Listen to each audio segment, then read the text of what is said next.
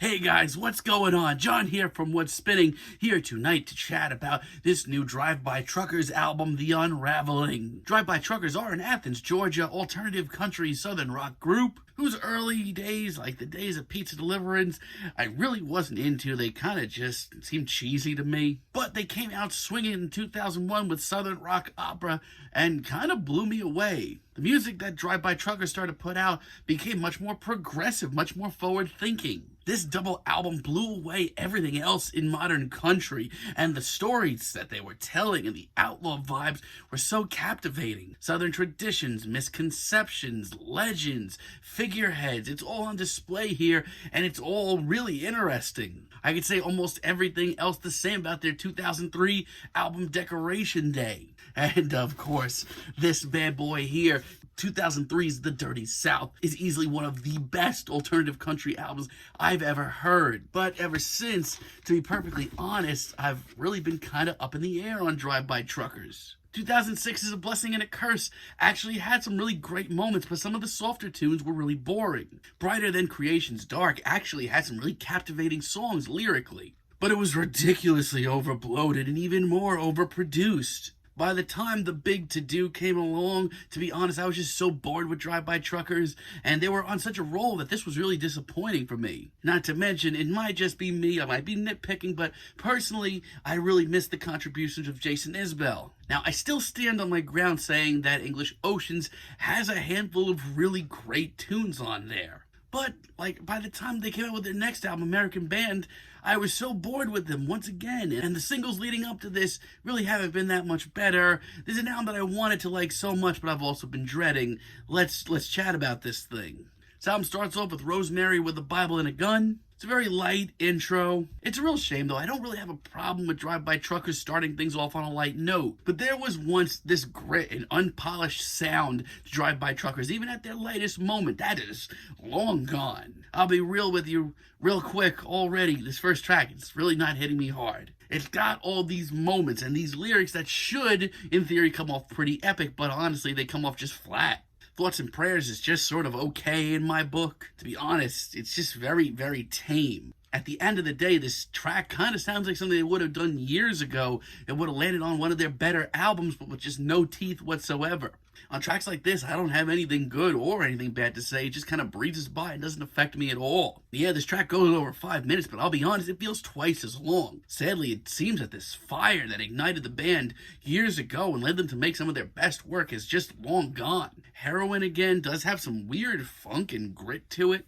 Once again, very quickly, that fire is just not here. As a matter of fact, this is the hardest track to sit through of the bunch. Lyrically, we are just so far away from these unbelievable tales that they once used to tell. This track could have been written by anyone that has no personality to it. And Babies in Cages just really confuses me. Why are we listening to this murky, muddled sort of funk? I'm all up for Drive-By Truckers doing a little something new at this point. God knows they need it. But no, this ain't it. This is awful and messy. Who even approved this track? Muddled vocals, the solos that go nowhere. This is messy. But I will say this, there are a handful of tracks on here that may be some of the best tracks they've written in 10 years. Armageddon's Back in Town is actually pretty awesome. This one has a little oomph to it. It's pretty triumphant as well. To be perfectly honest, I'm almost getting a Broken Social Scene vibe from this.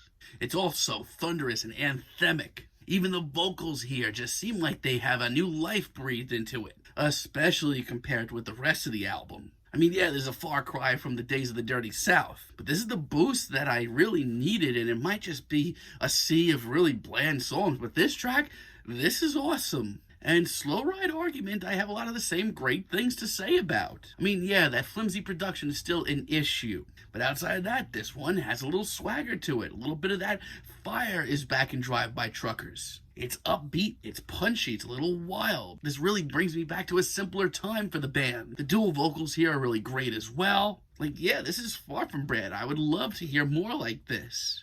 But the rest of this album, sadly, is pretty up in the air. 21st Century USA has so much going for it. There are elements of this track that really kind of blow me away. It's like, as far as the imagery and the storytelling goes here, it's really moments like this that take me back to that simpler time and remind me that I'm in the presence of a bunch of guys that can write a great track. And the downtrodden, gloomy vibes here are really great as well. Even the chorus here is by far one of the best of the bunch. It's so catchy and it's so memorable. But outside of that, some of these vocals are kind of flat. This one is just very up in the air for me. But with Grievance Merchants, I feel like Drive-By Truckers still have a little bit of oil left in the tank. This track is so freaking cool. Like, when they open up this instrumental and give it a little space, there is so much to Drive-By Truckers still. Maybe these vocals aren't as instantaneous and rowdy as some of their early albums, but this to me is how you age